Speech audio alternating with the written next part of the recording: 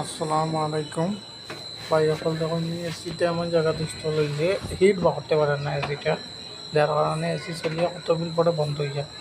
এখন এটারে খুলমু, clear install করমু, তেলকে তাকিয়ে আর দেখিও কিলা করি আমরা। দেখুন আমি আউটডোরটা খুলছি, খোলার পরে এখন পাইপটা খুললাম। এখন পাইপটা খোলার পরে এটারে আবার নতুনভাবে পাইপটা ঠিকঠাক করিয়া লাগাইম। তখন পাইপটা এখন উপর দিকে নিচি নিয়ে ওই উপরে দিয়ে উঠাইয়া নিয়ে ওইখানেও পাইপটা নিয়ে লাগাইছি।